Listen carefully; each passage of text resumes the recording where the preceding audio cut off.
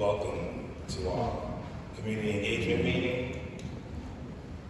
With us, we have the president of Roosevelt Island Operating Corporation, Sheldon Haynes, the deputy inspector from the 114, Inspector Gorman, and my assistant, Anthony Amoroso. Before we even get started for the meeting, one of the things that in our previous meetings and engagement, we had a resident of Roosevelt Island who was a champion for just the causes on Roosevelt Island. She attended all of the meetings. She wanted the right things done. Speaking about Mary Cavanaugh, who passed away recently, so we send out our condolences to her family, friends, and to the residents of Roosevelt Island. I met her during the public safety meetings and engagement, and like I said, she just wanted the right things done for the island. So we will really miss her. And the president of Roosevelt Island Operating Corp will have a few words. Thank you.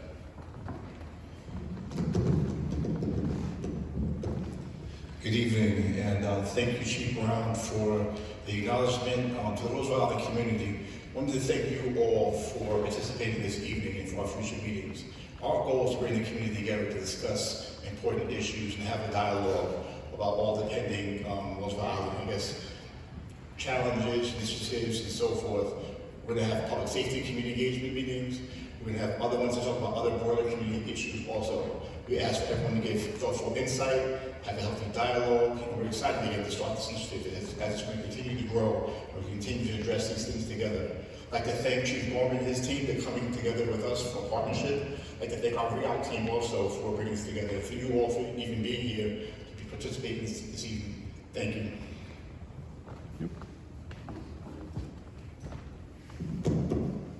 Thank you, Mr. President Shelton. So, in our prior meetings, one of the things that we got off to start is I like to bring the community up to date on just some of the things that will be happening in the next couple of days, or things that will be of concern to the Roosevelt Island community. That does involve just some safety things that we must look out for. Starting on May 8th at 9:30 a.m., the Helix, there's going to be a lot of extra traffic. We're going to be repairing the Helix, and it's going to be for a 5-day program. And we really, just talking about safety, just vehicle safety, how we drive on and off the island, we really need to get the repair work done on the Helix in that area. We've been doing patchwork over and over, but now we're going to have to shut down some lanes, have public safety, really do some traffic safety, and getting you in and off the island safely. Something else that's coming up over the weekend, next Sunday, we're going to have the 5-borough bike tour. This causes a lot of traffic on Vernon Boulevard, and it does cause a lot of traffic to back up coming across our bridge on 36th Avenue. So we just say that you should plan accordingly. Hopefully, we'll have as less disruptions as possible. One other thing that you may have noticed in the community, we have this prow. I even had to look up what is a prow. So it's that boat that's right across the way from the sanctuary. It's being looked at by a structural engineer just so that people can now get on and off that prow safely. It's a nice place where you can go take pictures on a nice day. You can really get out there and enjoy yourself. But for the time being, we will have it closed and off limits because we do have a structural engineer looking at what's going on with it. So a couple of other things that we like to discuss going forward at these community engagements. We wanted, last meeting that we had not as much time as we would like for question and answers. So I will do less time of standing here and going over, some of the stuff so that we can hear your questions. One of the things with the questions, and Mr. Haynes is adamant about this, when you have questions, he insists that we get back to you or we follow up. We don't let this go on and on. That is why we are having these meetings, so that we can have a healthy dialogue with the community. So in the month of March and April, as this meeting is just the first week of May, we had a couple of crimes that were going on in the community. We had a grand larceny in March. We also had a motorcycle which was stolen from the motor gate. One of the good things, we have a good camera system in the motor gate. NYPD was down. They took the video and they are actively investigating that grand larceny. In the month of April, and what I do is we list our crimes on the blotter, but we like to make sure that you understand how our blotter goes and how we categorize our calls. We had what we listed as a robbery. That was the way that the call came over originally down at 10 River Road. It turned out that it was a grand larceny after investigated by the NYPD. NYPD made an arrest. It was a person who had their cell phone. They left it on the table, and then it was swiped away by another person. And that person was immediately arrested. NYPD came down, like they are a partner, and they arrested the person who did steal the cell phone. One of the things another thing that we have going on is these petty larcenies that take place. We have one location, which is Dwayne Reed, Food Town, not as much, but we have these petty larcenies. And one time down at Dwayne Reed, the manager said that over $1,000 worth of property was taken. Again, that's where the call came in. NYPD does follow up when they get a crime of that nature, and then they assess it and make sure that it is either a petty larceny or a grand larceny. Also down at Food Town, we had an assault. It turned out that there was a dispute that started inside the food center. The two people were not known to each other, and one person ended up having their finger cut. She was removed to the hospital where she was seeking treatment. The perpetrator was not apprehended, and we have been in contact with the 114 in regards to that. Those were the crimes that we had for the month of March and April that were on our blotter. One of the things that we get this complaint that we don't give out the information on the blotter. We try to give out the information if there arises something that we are following up, or if it comes to something that is disturbing in the community. We will send out these outlets to the communication team so that they can let the Roosevelt Island community can be alerted on anything that is of public safety concern.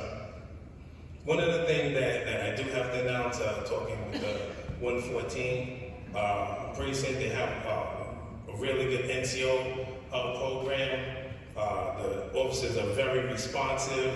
It doesn't matter who becomes an NCO, who is in that role. They do get in and around Roosevelt Island. They are responsive to the community, and they had their build-a-block meetings on 21st Street for the longest time. Talking with the inspector here and with the sergeant from the NCO and the NCO, they are willing to have that NCO meeting with Secretary David on Roosevelt Island. So this is another way that we can bring the 114 precinct, and then you can have a chance to ask them questions directly. They will be very responsive to you. They'll be able to answer your questions about anything that is going on in the community or any of the concerns that you have. I think that it's a good program. It is something that we look forward to. And then one of the last things, Sports Park. You might have gotten the announcement that Sports Park is opening. and the announcement came out just recently. But another thing that's going to happen in Sports Park is that we are inviting the NYPD to engage with Roosevelt Island community and be a part of the Sports Park and have programs that they can, where you can get to know who they are and not just their law enforcement role. So that one of the ideas is from our communications AVP, just having a sit down with the officers, having pizza with the officers, coming to Roosevelt Island and interact with them in other than just a law enforcement atmosphere. So those are some of the updates that we've had. Our officers are out there on patrol. We still are a little bit short. We have, not that we're short, but we're looking to hire. We have our capacity, which is at 51. Right now we have 46 officers.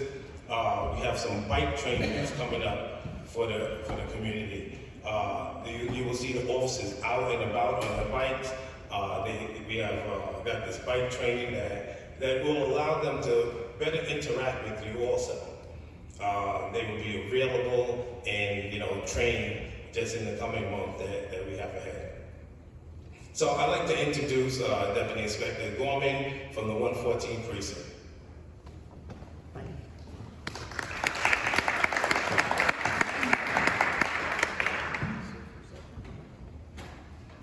So first, just want to say good evening to everyone. Thank you again for having us, Ms. Haynes and Chief Brown. It's a great partnership. I think, we just started this, was it a month ago we had the last one? Yeah. And, it's really great to be able to connect with Roosevelt Island and the residents here on a level that I don't think the 114 ever has before.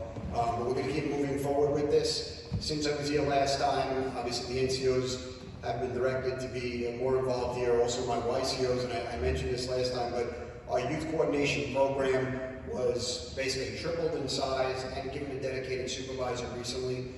They have started to build relationships with the schools on the island, something that we really didn't have established before that. So, we're moving forward in a lot of different ways, and like the chief mentioned, we're going to get involved, in sports programs with the kids, more meetings with the community here. Anything that you're putting together, if you're involved in an organization or your building might be putting something together, an event, please reach out, invite us. I always say invite me to everything. What I can make, I will. What I can't, I'll try to send a representative. But we're always open to meeting with the community, hearing your concerns, and being able to, work on those together collaboratively. I want to go over briefly on the crime numbers. I know that the chief did an excellent job talking about what was going on the island. Luckily, this is a very safe island overall. The crime here is very low, and a lot of the things that we're having problems with in the 114 overall don't necessarily impact the island, but there are a couple things that will hit here and there, so I just wanted to touch base on that. So what we saw for the 28-day period, we're virtually even. We're up one crime. For the 28-day period, we're virtually even to where we were last year, which is great. But what we are seeing is an increase in robberies. We saw a significant increase in robberies last week, and a lot of that has been focused around the smoke shops, as they've been called. These are places that are selling marijuana. They're selling without a license. We have a couple of licenses that have been approved in the confines of the precinct. Neither of those stores are open yet, but they are working on opening. The ones that are out there, though, that we're having a problem with are not licensed to sell marijuana. So you still need a license, even with the legalization movement, you still need a license to sell marijuana. Anyone who's selling without a license, we need to know about, and we're going to be working with our partners over in the Sheriff's Department to address your concerns regarding that. One of the things that's most concerning that's been out there is the sale of items to underage, and especially like young teenagers. Some of the gummies have been the one thing that have come up from the schools. The principals are getting information about these gummies that look like little candies, little gummy bears, type of things that the kids are getting their hands on. That obviously is our highest priority in dealing with these businesses. If they're endangering the welfare of our children, we want to make sure we know about that and that we can address that. Like I partners and the sheriff's department as well. So the other thing I wanted to touch on, the grand larcenies and the grand larceny autos have things that have been plaguing us throughout my time here in the 114th precinct. The grand larceny autos, I'll touch on real quick, two things. As the chief mentioned, we did have a motorcycle that was stolen here in the last 28-day period, I believe, and we've had a couple over the past few months on the island. A lot of times what that is delivery people. We see that throughout the precinct. Delivery people, when they're making a delivery, they leave their scooter / motorcycle outside, and someone takes that opportunity to drive off on that. So if you own a business, you know somebody who does deliveries for a living, just, urge them to take a little more care in securing that when they're leaving it alone, even for the few minutes that they're going up to make that delivery. The other trends that we're seeing with the grand larceny autos, and this is just for auto owners in general, we haven't seen this on the island, but there was something that you may have seen it on the news, this Kia challenge, which is affecting Kia vehicles as well as Hyundai vehicles. There is apparently a recall going on, and the companies are doing something to mitigate this problem, but there's a very easy way, if you can get into these vehicles, there's a very easy way to start the vehicle by, I won't get into how it's done because I don't want any more people to know how it's done. But, we have seen some of that in the area.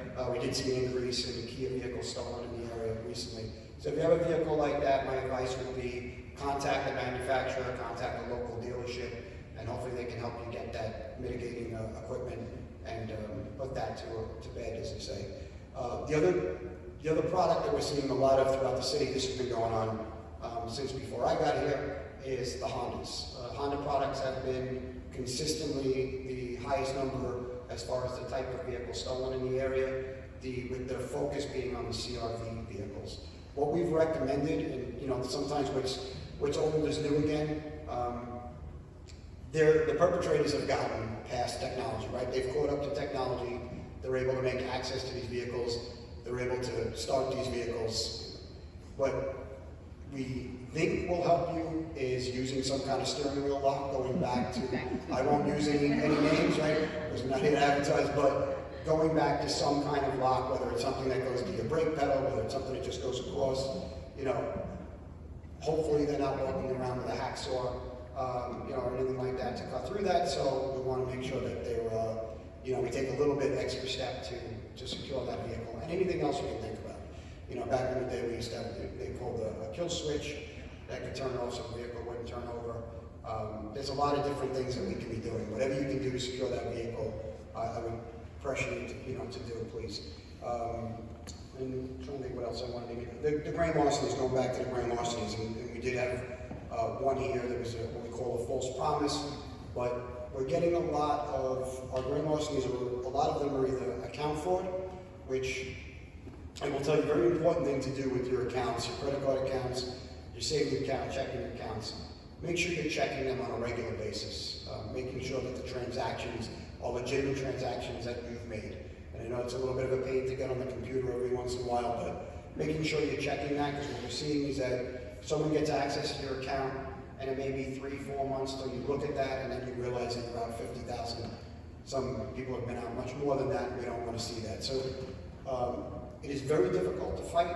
There is an online aspect to this, but the more you look at your account, if you can get it when there's a $60 transaction, as opposed to waiting until it's thousands of dollars that have been taken from you, you can put a stop to that account and just be, put a hold on that account for the time being.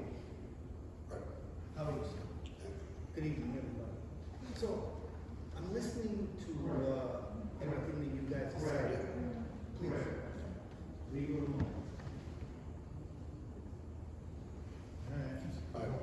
Yeah, so I'll just go on. One thing that you failed to mention to these people, I'm Tom Wilkins, I'm 53, I'm a filmmaker. I live on 20 River Road, I've been here 2.5 years. Okay? I love Roosevelt. Okay? Love. My kids can go outside unattended. Okay? I'm not like this. We're from Brooklyn. Okay? Wonderful. Sunday, my son was jumped, okay, and beat up, stomped, filmed, put it on Instagram, comes in the house, I just passed him, I just walked outside his church, comes in the house, past me, I said, you okay? Yeah, Dad, goes in the room, scared to death. He is the square inside of the square, okay? I don't know anything. That's my wife, that's my youngest son, he goes to school down the block. We don't know anything, okay? I don't even want him to hear this, because he doesn't know. Now, Wednesday, my wife gets a call, Wednesday night, from someone that she knows from the school. And says, is Sean okay? She said, oh yeah, he's fine, why would you ask? Oh, because he got into a fight, and I'm sending you the video. I can't watch it. We didn't know. He stayed in that room from Sunday to Wednesday, scared to death. That's my biggest problem. Okay? I didn't move here for that. I don't pay $4,100 in rent for that. I might as well live in the projects. Okay? Be quiet. Be quiet. I met with Chief Kevin Brown last Thursday. Okay? So, my thing is this. I'm only here for the awareness. Because guess what? You don't know if I don't come here and tell you that. Because he didn't say that. He knows me very well. Okay? Now, I met with him Thursday. I said, I don't want to lock up. He said, well, we're going to lock them up anyway for arson, and they brandished the knife on the island to somebody. Did he say that just now? No, he did not. Okay? I said, well, I don't want them locked up. He knows who they are by name. He knows their parents. He told me. Okay? Now, all of my friends, Nation of Islam, and the highest in the police department, those are my friends. I'm with them all the time. Okay? This is the first time they know where I live at. They've never been here. They're here for me now. Right? Now, they got picked up Friday. I get the call. Hey, we need your son to come down. I said, no. That's not what I'm here for. Okay? They got released Saturday night, Friday night. My son gets a message on Instagram. We told the police, I'm gonna keep getting out. Okay? Then another kid, the big bros, like, what is this on the island? I don't want to be here for that. He's been taunted every day since then. One is 13, two is 16. Who are you? And he knows, Craig, be quiet, I said, and he knows all of them by name. They robbed the deli. This is the first I'm hearing because my son got assaulted. Okay? I walk into school every morning. My son has to walk from the train station to go to school. He goes to school yards downtown every day. So now I'm like this, right? School safety, I met with them yesterday. I would never come to a community board meeting because Roosevelt Island is great to me. I didn't know anything about it. Okay? School safety told me yesterday when whoever from public safety went to grab this kid out of school, guess what they prefaced with? Assault on my son. That's why he got the threatening text messages about calling the police. You see, it's a community of bad apples. It's like 4, 5, 6, or 7 of them, and they're here. They want to be gangsters. I did not come here for that. Okay? I printed everything out. That's my past on the federal level. I gave birth to squares. I love it. They don't know anything about me. Okay? But they do. I moved here to have peace. But I sit here respectfully. And I just want to hear because he knows me. I sat with him in the conference room last Thursday. He didn't say a thing to you guys. You wouldn't know if I didn't come to this meeting. I have a problem with that. So it's not for me to be disruptive here. Right? But in all actuality, this is crazy. I'm scared to send my son outside. What is he going to get stabbed next? Well, this is what's going on the island now. And they know who this great the problem. I live at 20 River Road, I'm in 22B, my name is Tyrone Wilkins, this is my wife, Citra Wilkins. These are my personal friends, okay? If this doesn't stop, it's going to be stopped a certain way, okay? That's a problem. That's a problem. And it's not just mine. Oh, it's yours too, because you don't know. That's right. You don't know. How is town goes next, right? Not another word, please. Yes. How come you said you didn't, like earlier you said you didn't want them to be arrested? You know why? Because I knew what would follow because of social media. Yeah. And because of how they prefaced it at the school, they used my son's assault as the reason they were coming to get the kids. Right? This is why we got the threatening that you call the police. Right. You rat, you this, you that. We live here. I mean, I live here too. And they're I don't outside. feel like that here. But he knows who they are. He knows who they are. He called them by name to me. I know, I can tell you everything about the parents. Because he told me. He told me. So thank you for your time. I mean, Good evening. Oh, he's okay, but not here. I'm sorry, if I may, Mr. Wilkins, thank you very much for sharing that, because this is actually something that I personally showed up to speak on myself. So if I just may, because he directly piggybacks off of that, and then I know that Ms. Parker will also be speaking. If you're not familiar with who I am, my name is Ashley Lewis. I'm a licensed attorney. My parents moved here in 1981. I was born here on Roosevelt Island. Therefore, I know exactly the full scope and state of this neighborhood, from start to finish, including recent changes.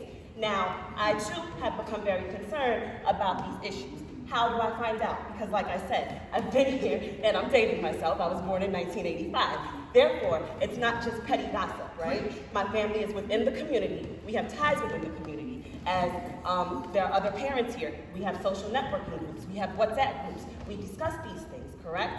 Awesome. So, as I too have come to hear what is going on here, I become more concerned. Why is that? Not just from knowing from my aspect and missing my freedom as a child, one of the greatest things, walking around without having to walk around in fear. However, I too have a son. He is 15 years old. It is well documented that he has special needs and diagnosed on the autism spectrum.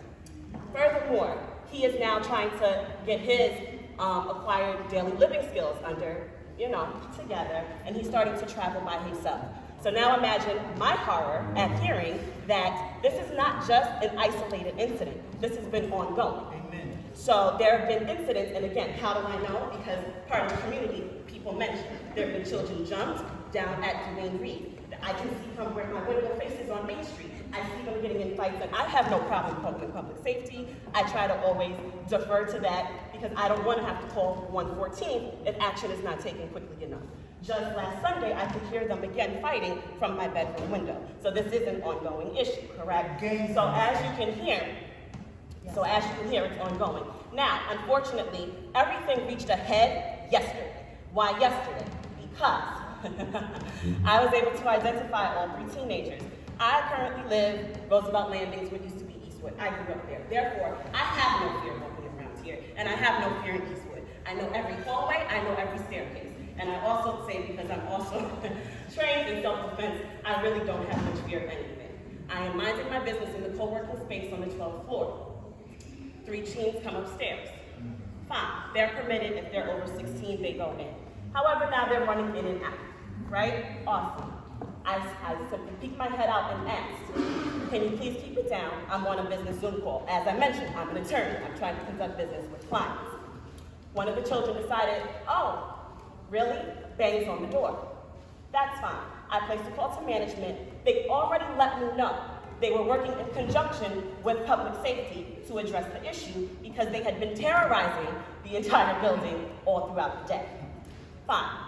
They ran off. Public safety comes upstairs with a few other staff members of Roosevelt Landings. They're unable to find the children. In addition to just not being a nuisance, it's also unsafe behaviors, right? They're leaning out the windows. They're throwing things out the windows. Fine. They asked whether or not I saw the direction they went in, fine. And I believe, and I might be wrong, so please, I'm not speaking in official capacity, they tried to revoke said access to upstairs. They now came back with several friends. They banged on the door again and said, what are you going to do? Now, as I have established, I have been in this neighborhood for 37 years. I fear absolutely no one. And I'm sorry, at this point in time, while I am fully aware that there's a changing landscape on Roosevelt Island, that does not mean that I'm going to sit there and accept being terrorized or disrespected by children.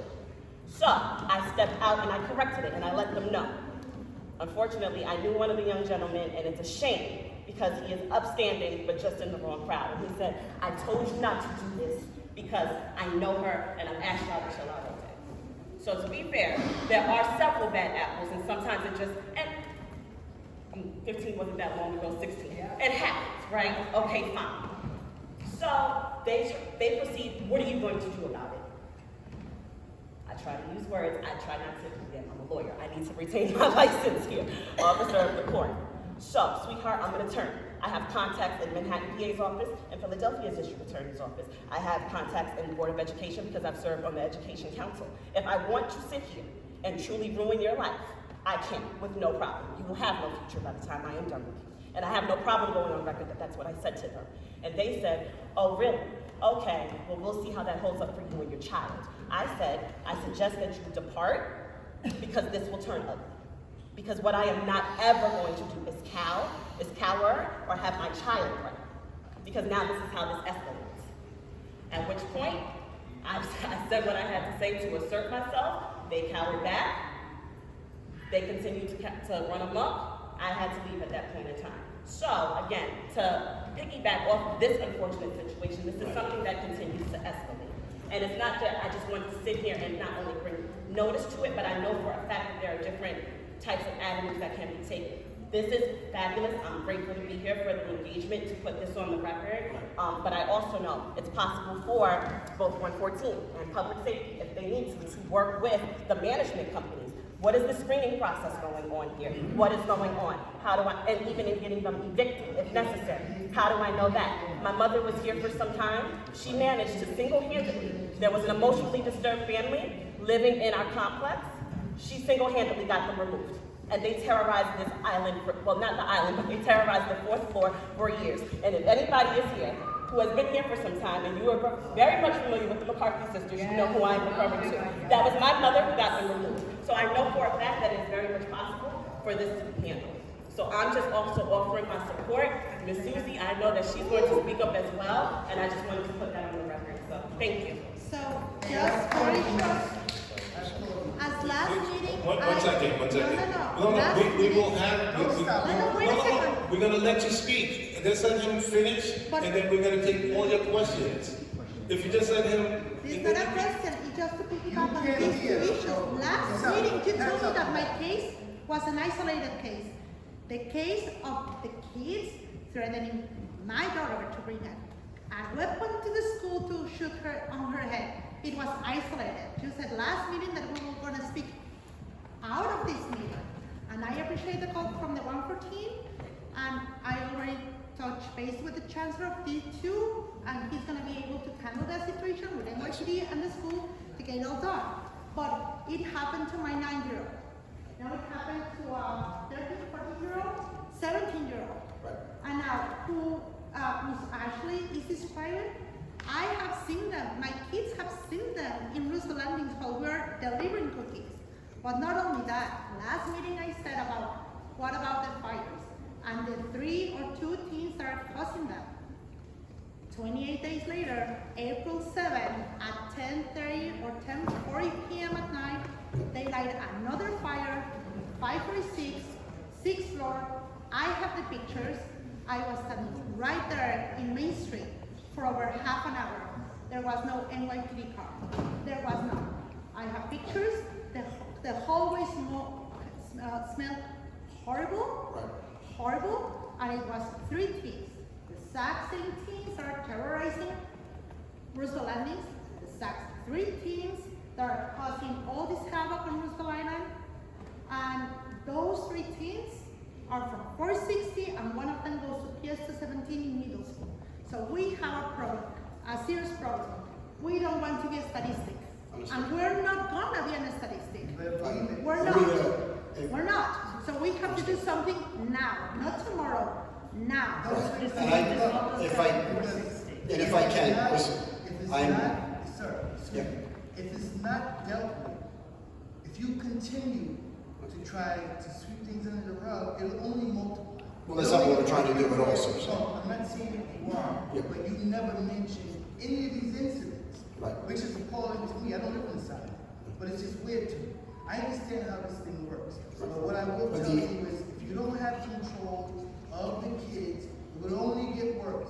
It will only get worse. You'll have kids getting hurt, you'll have elderly getting hurt. So if I could just touch on a couple things.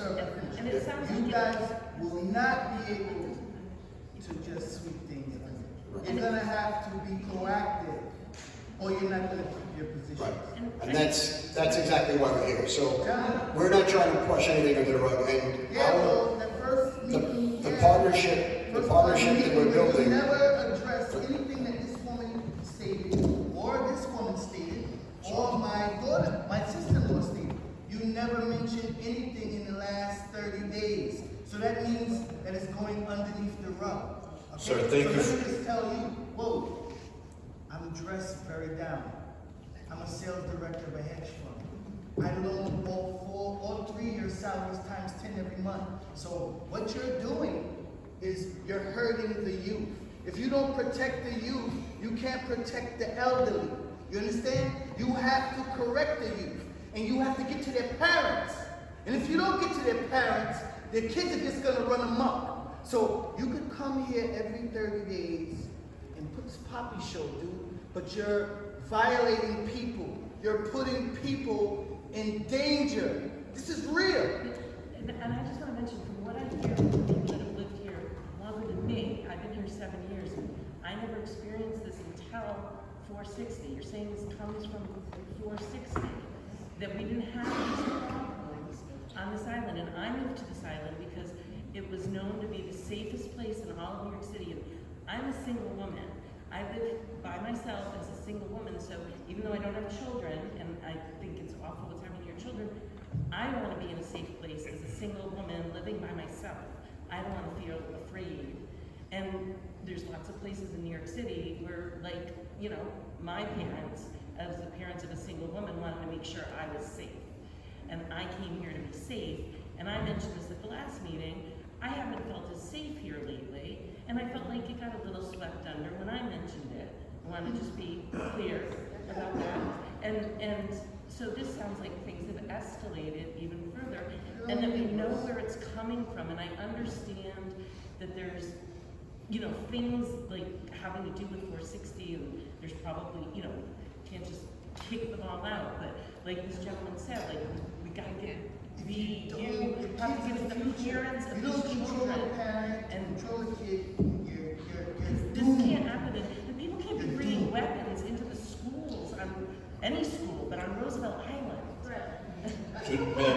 Sir, ma'am, thank you. Sir, It respectfully. hurts me to see you guys up here spewing what you're spewing. Sir, respectfully, we give you, sir.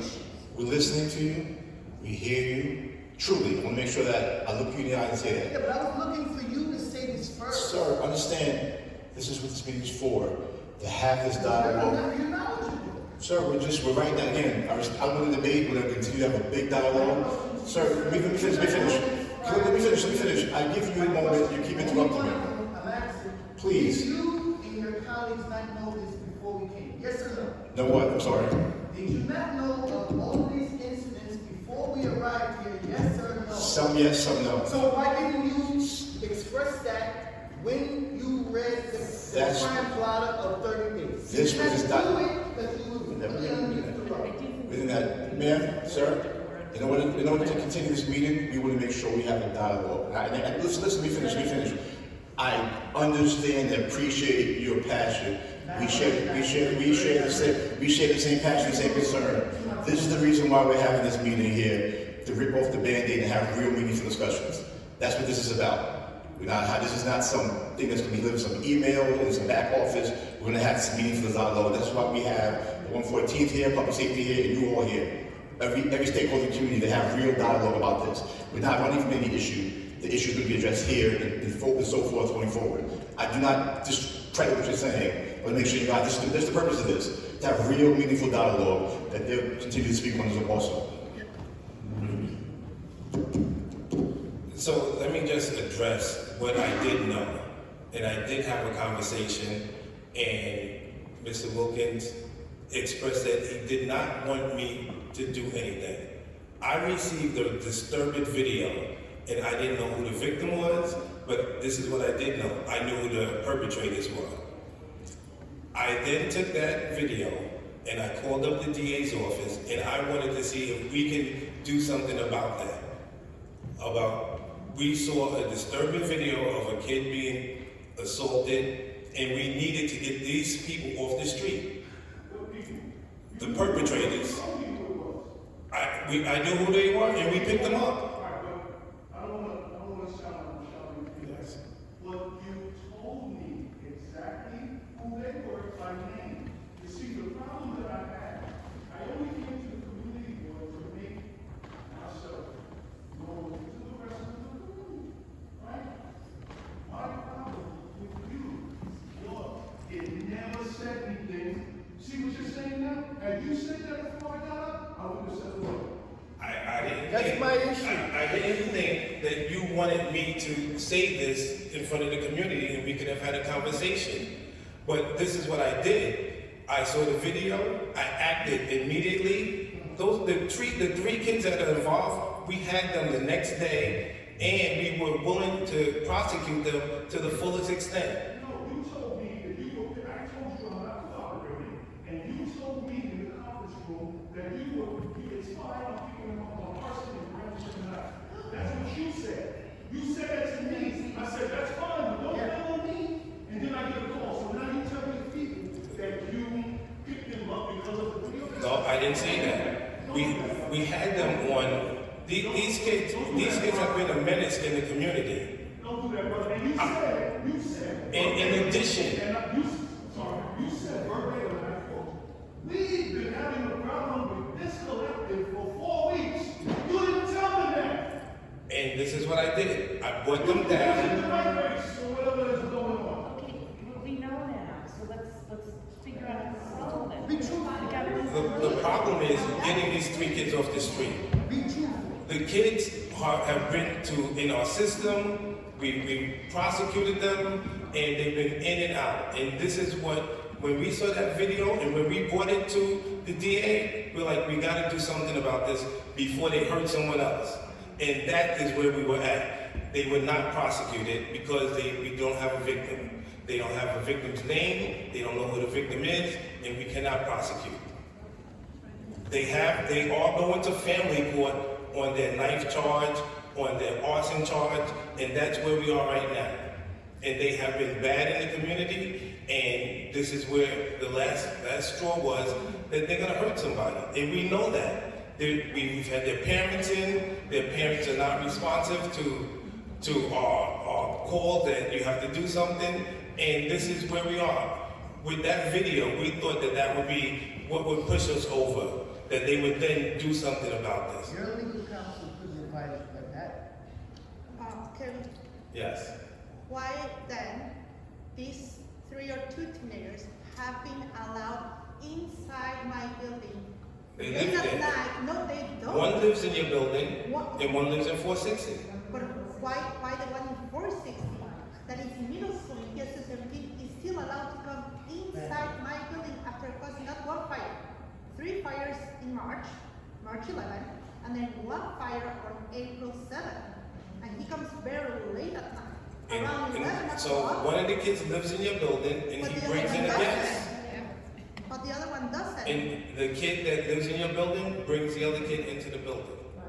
He's allowed to bring him as a guest. So, okay, then my question, has my building not get a protective order against this particular kid or individual to not enter even though he has friends inside? Because next time, it's gonna be a lot worse, the fires that they're causing. A lot worse. They started one at 8:30 in the night, the other one These- was like 11 o'clock at night. They are going, So now they're cutting us sleeping. they are going through the criminal justice system. We brought them in. We brought them in 3 times in the last 4 weeks. They are going through the criminal justice system.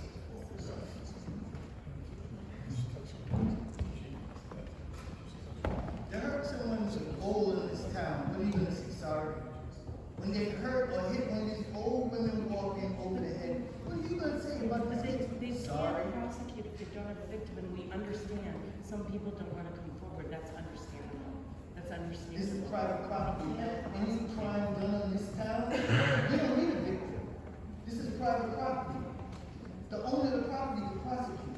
Like if you hit me out this chair right now, and I decided to prosecute you, this town, Roosevelt Field, could bring you up on charge. Well, no, it's state property. They would not do that. We tried that. That's exactly what we tried to do.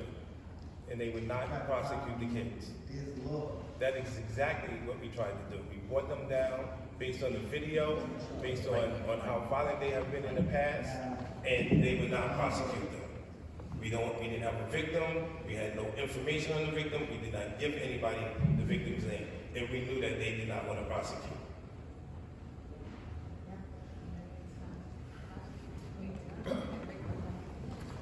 If I can just jump, I want to just jump in what's going on for the 114th precinct side. So, you know, we just started, I'm here about 9 months, right? We just started building this relationship with Roosevelt Island to the next level. Obviously, there's been a relationship ongoing, but we want to take it to the next level. One of the things is, as the young lady over here spoke about, you know, an issue with the kids came up last time. We addressed it. We addressed that particular issue.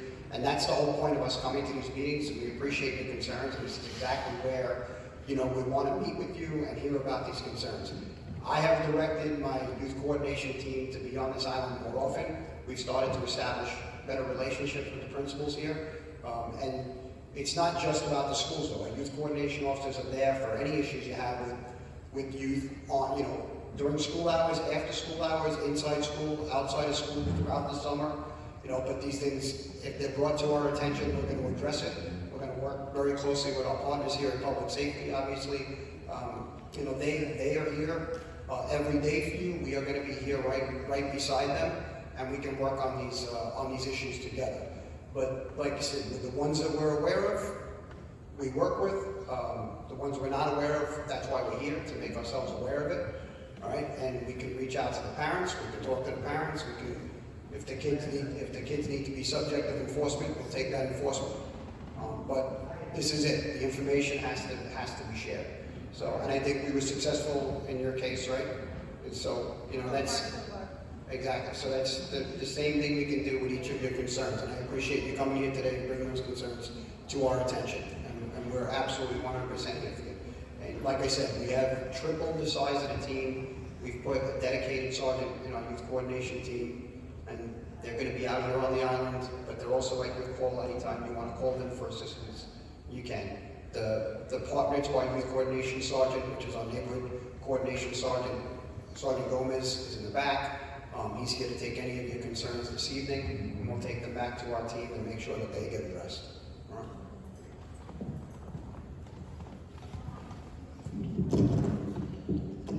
Simply put, I'm a parent. I have 4 sons, so when I speak to them, when I hear these concerns, I have a 17-year-old, a 15-year-old, a 6 and 4-year-old. I live not too far from here. I truly understand and empathize and understand our collective efforts. We will try our best, our very best, to remedy this issue as best we can. This is for, I get the passion. I'm in that situation, we all in this situation, we understand from the elder standpoint, from resident standpoint, from human standpoint, how challenging this is. And again, we're not running from the issue, so I want to make sure that you understand this is why these teams are coming together. And it's not something that's going to be solved overnight.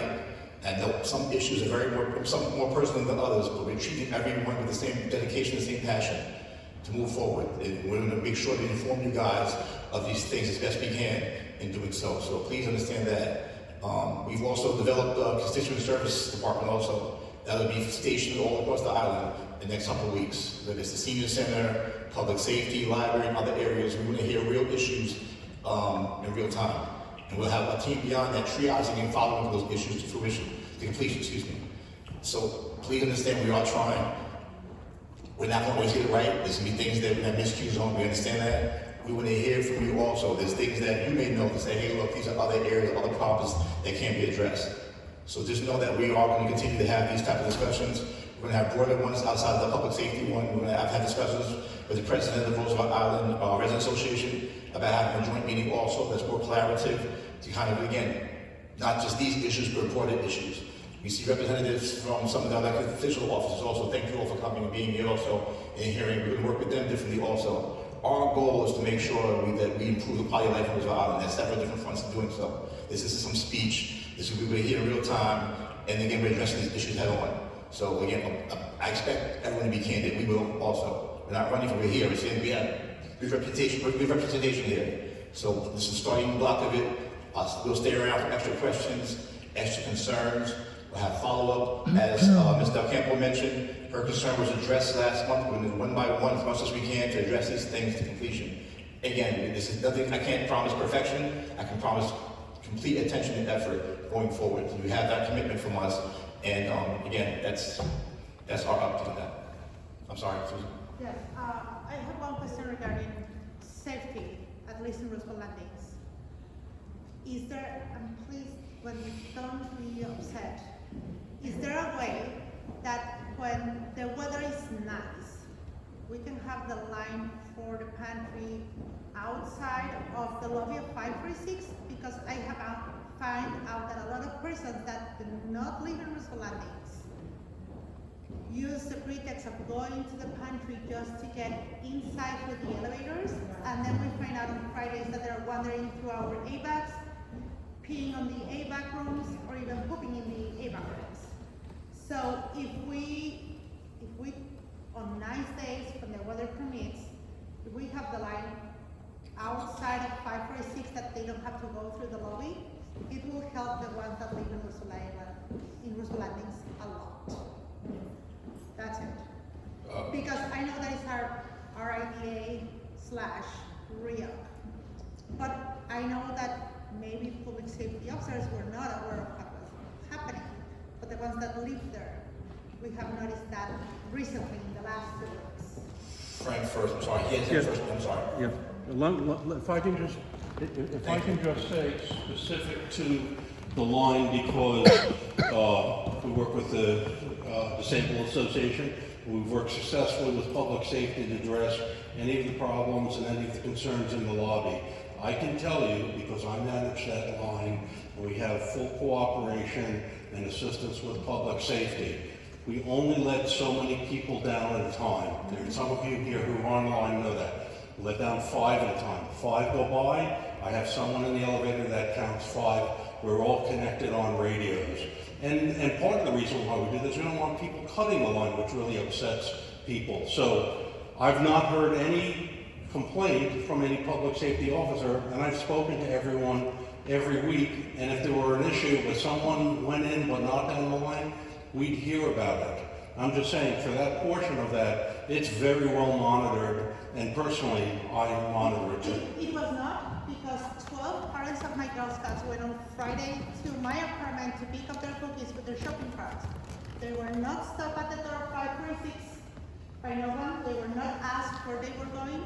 They just kept on going and went upstairs. Well, so that... But they're not on the line. They just that walked into a shows building. how well it's managed. Has nothing to do with. But also on Fridays is when We're not managing the entrance to Frank, 546. I'm speaking. Fridays is when we find people in the ABACs rummaging for cans and bottles, peeing and pooping in our ABACs. So that's what we're finding Fridays, afternoons, nights, and the only thing that I can put 2 and 2 together is that I don't want the pantry to stop. I'm just asking if it's possible during nice weather days not to use the lobby, because that's what is happening for the last 2 weeks. And 12 parents of my Girl Scouts went to my floor to pick up cookies with their shopping carts, empty, and they were not stopped. They were not stopped. Let me say this, we'll explore the issue and get back to you, and then you give us more feedback in a couple of weeks to see if anything's changed. Yes. Fair? There it is. Ma'am, that's why you got your hand up. Thank you so much. So to further, I know I have a big mouth. I can't help it. I'm a litigator. I'm sorry. So to further expound on what Mr. Campo just said, right? So this is something that's also ongoing overall with Roosevelt Landing. So something in connection with both the issue with the youth offenders, in addition to safety and overall Roosevelt landings, is there a way that public safety or RIAC can work with CNC to kind of put something in place? Because honestly, security is lax, and I can sit here and say it's not just on Fridays. Just this morning, I drive my son to school every morning. I'm coming in through 580. There's a homeless person sleeping in the lobby, not the vestibule, by the elevators. So, and I know it happens, right? They're inside where the elevator camp is, which you should not be able to get through without a key. They're in the staircases, so I know that it extends beyond the pantry, but I understand how maybe that opens it up even more. But I do know that it's something that extends beyond Fridays on the pantry, because I've seen it now for the last 6 months, and that was actually also something, I don't mind coming up later to ask questions. I was gonna ask just in terms of homelessness overall and that sort of lack of safety, specifically with Roosevelt landings and greater, because just it's getting warm, you try to look at it from a compassion standpoint sometimes, right? You have these people who are coming over here because they know Roosevelt Island is safe, but then it still creates literally a public safety issue, because unfortunately, Roosevelt Landings is open season at this point. So that was something else I wanted to bring up, but I can sit here and say, I can understand how like Fridays might open it up, but I can sit here and say, I've seen it for probably the last year and going on throughout. So I'm just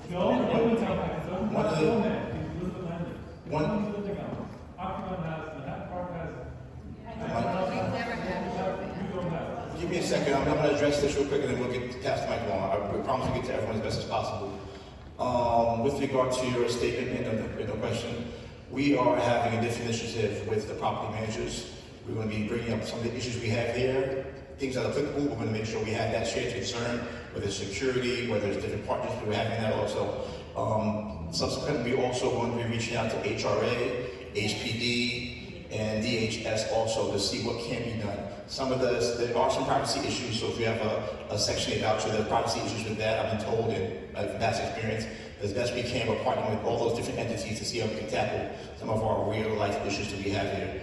We'll be putting out on that in the next, I'd say about July, because it takes time to have meet and greet, and then after the issues, and have that triage also. So please give us a couple of months to give that, and then we'll have a better report out on what our progress is and our next steps to that. Ms. Doherty, I'm sorry, ma'am, I apologize for interrupting. I'm sorry. Shelton, welcome, it's good. By the way, I heard the same conversation 40 years ago. I lived in 580 for 19 years. We've had the same problem with open halls, unlocked doors, no security, even if you have patrols. I know how to go from 580 to 510 to do a fire distribution completely inside the building, all 12 floors, all front, back. It is impossible to separate that building. It's a nightmare. And I commend your officers for trying. I commend everyone. I just want public safety officers and everyone to look, open your mouths, talk to us. Everyone walks around with their lips are sealed. Your staff is not communicating. Everyone is afraid, I can't say anything, I'll get in trouble. No, your officers, and I want to see Kevin, I want to see Anthony around. You know your predecessor. How did you keep a lid on it? He was out there with the kids every single day. Jack was on the street. We had many, many fewer problems when we had. You guys have to be out on the street doing things. And there's a way that his predecessor did it, and that got even worse. So when Jack came, we got it. You have to emulate that. You guys have to be out on the street. Your sergeants have to be out on the street, talking to people, seeing people. If the kids know that you guys are around, not just the officers, things happen. You got to be out with us. You got to be out. Shelton, come on out. Come on. I'm here. You'll see me. Don't finish in the patrol. Seriously, that is the greatest problem. People who don't see staff. They don't see management. They don't see any of the department. Where are the department heads? Where is everyone? They don't see anyone from Rio. You guys have to be the face of Rio, and you have to be in our faces. We love to see you. Come to the visitor center. Listen, I'm worried now. I have the tram brings in people all day. I have staff there. We need public safety to be around, and that's the thing. We need you guys to be in our face and with us, okay? Thank you for that, Judy. To answer that, again, I think Chief Brown mentioned also, we are going to be doing, I think through the training through NYPD, a lot more officers will be on bikes and be out in the field also, and we are planning to do just that, to be more visible also, so thank you for your comment. I apologize, thank you. Hi, most of you know who I Barbara Parker. I've been on this island for about 40 years. So I lived Eastwood / Roosevelt landings. It's almost like putting perfume over stink right now in terms of the way that the buildings is happening. It seems like the inmates have taken over the asylum. To the advantage and to speak about public safety, I am part of the Roosevelt landing, not Roosevelt landings, but Riverwalk 460. Right. And I moved from Roosevelt landings to 460 a couple of years ago. We have been experiencing these problems for the last couple of years, and with that in mind, we have formed a committee. It's a residence committee, and I'm part of the subcommittee. We've met with Anthony, we've met with Kevin, we've met with the 114 Precinct, because these are the issues that the gentleman was speaking about in terms of problems that was happening in the building. That's the reason why we wanted to form this committee. Kevin and Anthony have been very instrumental in giving us some updates and information in terms of what we needed because of the committee. However, what's happening now is still management is not being very proactive with assisting with a lot of these incidents that's happening with these children. That's happening in 460. It was brought to my attention, to the subcommittee's attention by Susie a couple of months ago. I referred it to Audrey, and they were instrumental in contacting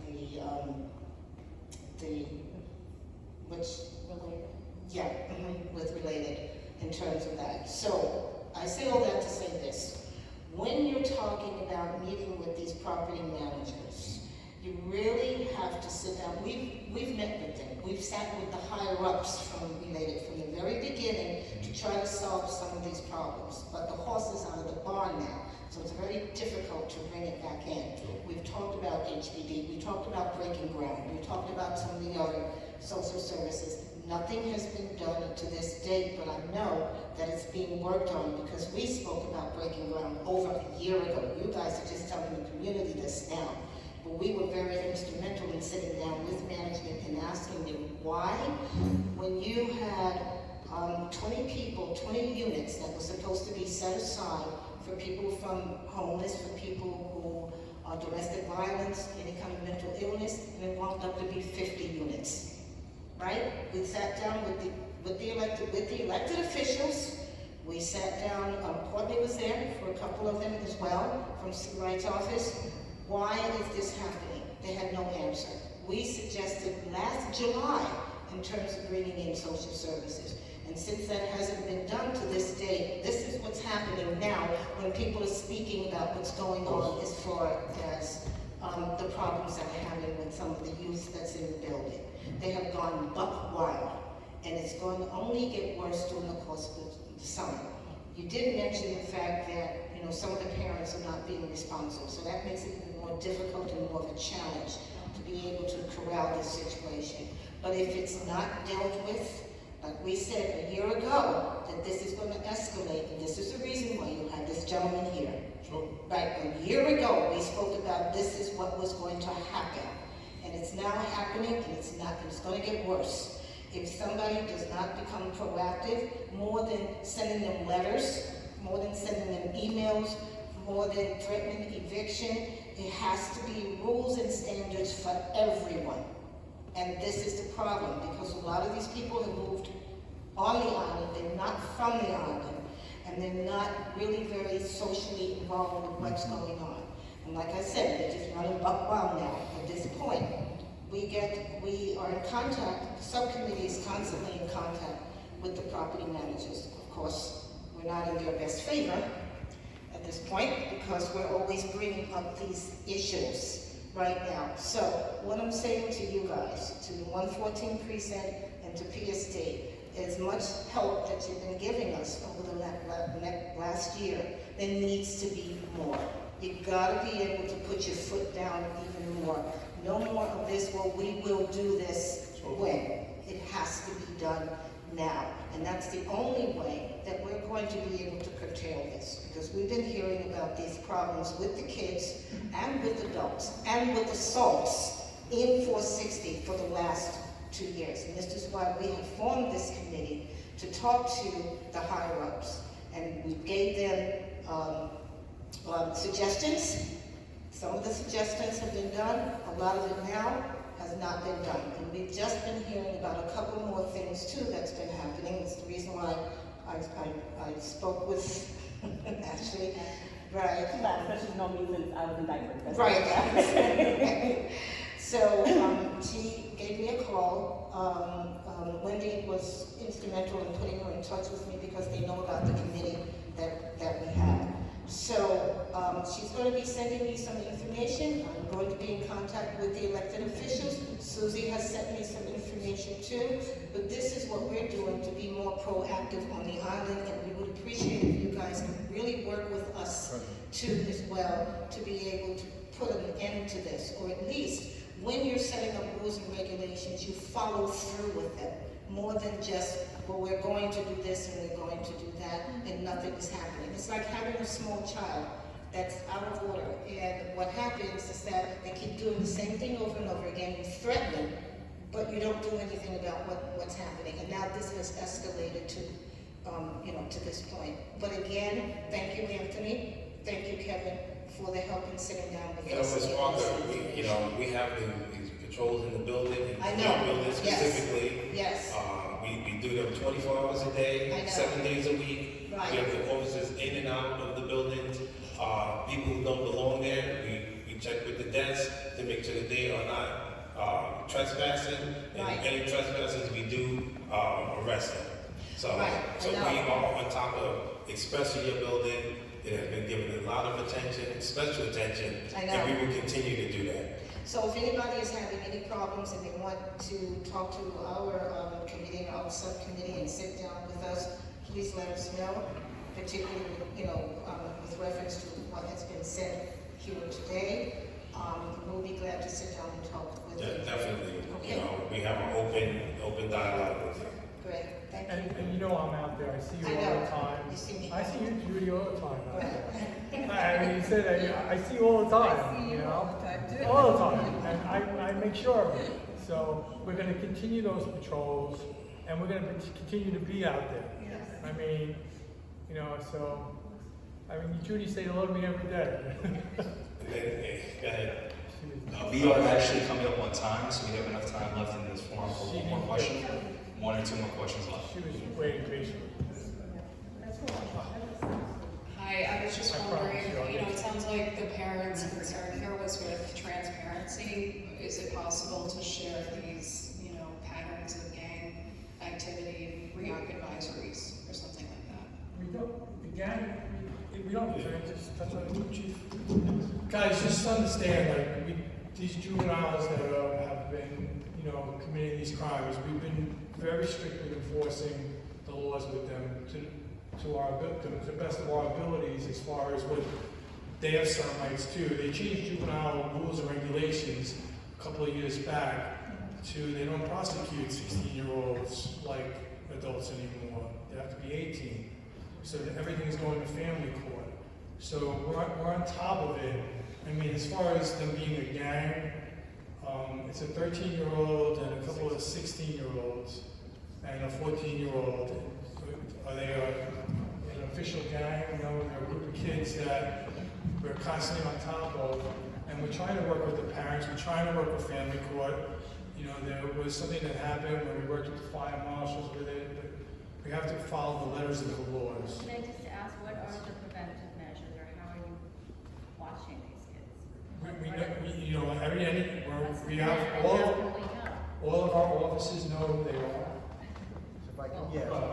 If I could just real briefly, so at the very least, when we have a criminal offense or a violation of law by a youthful offender, will, depending on age, obviously, everything has changed via age and you know, the assistant chief mentioned, you know, a couple of years ago, we used to be able to prosecute anybody 16 or over, you know, so it's a little different. So now we'll take what's called the juvenile report, that'll document the offense, and my youth coordination officers follow up on those offenders. Yes, but So, what's the preventive measure before we get? well, the preventive, yeah, I You mean, said that you're aware of who they are, and you're on top of them, and we trust that, so I'm just wondering, is it the pizza parties that are gonna happen in sports, or what? right, as far, you know, one thing that I wanted to, one thing I actually wanted to suggest, and I think will be a great thing for Roosevelt Landing, is what we've done in the schools is we've actually done outreach in the schools to try to get more kids involved in our programs, you know, try to reach out to the parents and let them know that the police department is a resource for them.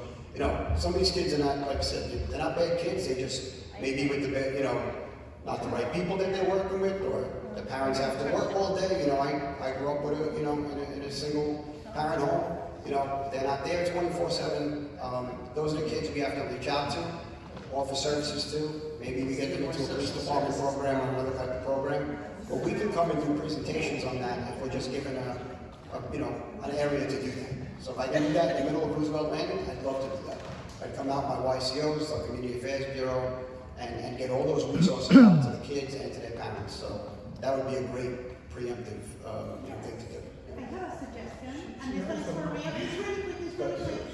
It's really quick, it's really quick. If 114 has told me over the phone that the officers... This is one of the problems in Roosevelt Island. PSD have not reported, but they have to report by DOE standards, and It's they no have to be decorum. to the precinct. I suggest that when the purpose funds have to be distributed, make sure that PSD uses that money that they're going to be receiving, if any, only for bullying and preventing crime in the students of PSD. Because if we're going to attack this and we have to have preventive measures, it's best to start at PSD and giving that money instead for books or desks or for a dancing program, for bullying program and preventing measures, because they're in that school 8 hours, sometimes more because of the after school. And we will be able to put that money to good use, because this is happening in the school. These kids go to these schools, the only school in Roosevelt. So whatever happens inside there is not reported to the 114, according to the officer that told me last week or 2 weeks ago. They're not doing their job. So let's try to be proactive and give that money, the purpose comes from here, with that money only to PSD PTA for bullying and preventing crimes in our kids from pre-K all the way to 8th grade. That will be the most logical thing and the most intelligent thing. How to speak up, how to prevent it, how to stop it. And that's it. That's my suggestion. So can I just say, in the spirit of us listening to you, and we have the 114 here, that we're going to work together. Yeah. That we're going to work together. I had a conversation with the inspector last Thursday, you know, and I've talked to the youth officer, and we're going to work together to get this a handle on this, because this, like everyone said, this is a serious issue. Like I said, the kids, they're 13 years old, and we have to do something. Either we have to, you know, get more people, more resources, but they cannot go on assaulting and creating havoc in the community. But one of the good things about community policing is that we're listening to you today, and we're able to act on this today. That we don't have to wait until next week. The people that you need to deal with this problem are here today, and they'll be able to handle it. But one thing,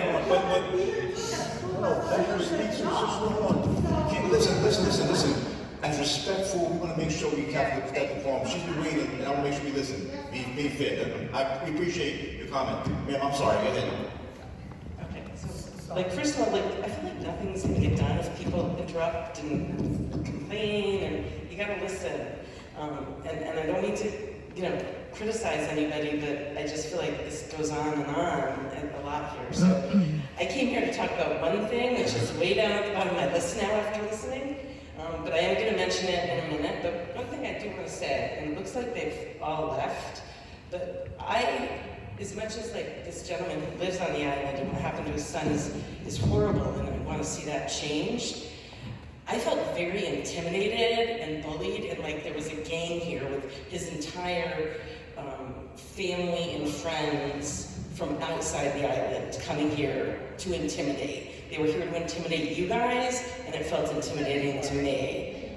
There was a bunch of people back here. It felt very intimidating to me. I don't know. I appreciate. That's the way I felt. They were like, and and it just felt like it got out of control, and that just, I feel like that nothing was going to happen. Everybody starts yelling, and people need to calm down and get anything to change and fixed. Well, I understand. What's the issue? What's the issue with it? Does that give respect, ma'am? Your issue before that. Okay, so that's what, and so anyway, and then now I can't even remember. So one thing that I know this is like a bigger problem throughout the city, but I've noticed it on the tram a lot. So this seems very minor compared to everything else we've talked about, but there's just a lot of people, not paying for the tram, and I've seen like people there, who work there, just kind of noticing and not doing anything about it. And when I bring it up, like they're just like, oh, it doesn't matter, like we can't do anything about it. So I don't know. That's just something I think should be is a concern. And one of the times there was like a gentleman in the booth talking to somebody who worked there. I thought he worked there too. He was encouraging the person. I was told later he was a former employee. He didn't work there anymore.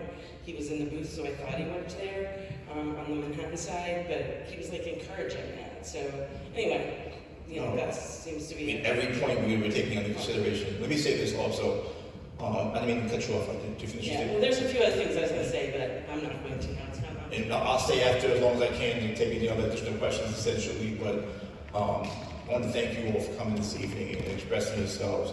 We are taking everything seriously. This is a change. We're opening up the dialogue, we're being in the community more, we're listening, and then we're pointing out more. So I think we had that mention of transparency, giving more updates that are meaningful also. It's not giving you lip service. You'll see that in our actions and our follow-up. I can't promise immediate change because we unpacked a lot this evening. Some of them are bigger issues than others, but this is a community, so everyone collectively is going to have to do their part to get these things right. You have our undying commitment. You'll see it in our actions, not just our words. So hold us accountable to that. I'm putting myself and us out there for that doing so. We're really trying to make sure that we get this thing right as best as possible and tackle these issues together. Some of them, as again, are not overnight fixes. So we want to make sure we're realistic. You're going to see our earnest effort and commitment to the community in resolving these things. So we have people taking notes, making sure that in our future meetings, we'll kind of expound a little more in terms of where we left off certain things. Certain things may be pending, may take longer. We'll express that also. We ask you to be patient and just continue to express yourselves and give us the insight and feedback that we're looking for. So thank you all for coming this evening.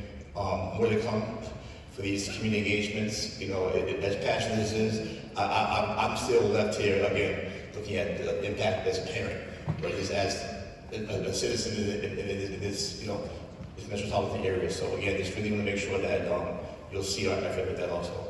Just Shelton, are these problems discussed today all coming from these 4 kids, or is it a symptom of a wider problem? What we've seen with this youth issue within the last month have been the same 3 kids. The same 3 kids, and they've been arrested 4 times. Remember, they're prosecuted for family court every single time, not criminal court, because of their ages. And that we're enforcing the law, but then when they go through the system, they have certain things set up for juvenile offenders, and that's what's being done. And that's why they're released again to the parents, and this is reoccurring. And that's what, when we said how are we staying on top of it, we have our office paying special attention to these individuals that are out there. Making sure they're in the buildings, they're in buildings that they live in, and not buildings that they don't live in. And keeping an eye out. we can't go beyond the letter of the law. But we're doing everything in our power to follow the letter of the law and keep it safe for the community. And that's what community policing is about. But if these people are on any kind of vouchers, the parents are held accountable, they get tossed out. Sure. That's what should happen.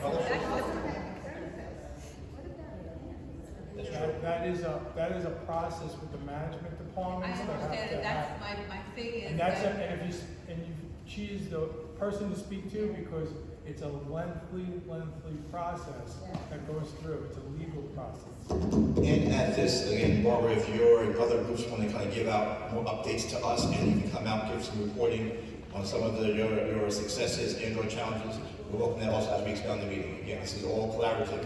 This is the beginning, so make sure this today is going to grow. This crowd's going to get bigger, the concerns are going to get broader, and we're going to address these things on. We have to wrap up, so this gentleman just came in and has a question before we leave. So I did the work, and it's a 3-year. Can you give a mic? Sorry, I can't hear you. I apologize, sir. If it is the 3 individuals who I think it is, I was kicked recently in the head, sitting next to my girlfriend enjoying, we're having some soda. I reported it to PSD. You can charge them besides domestic violence. It's also a hate crime because I was picked out. We can address your issue outside of this, just so we get the details and have any additional follow-ups there, if you will. If you're willing to stay and have further conversation. Again, thank you everyone for your attendance tonight. Looking forward to growing together. Sheldon, happy note. When's Roosevelt Island Day? Do we know? I'll be giving you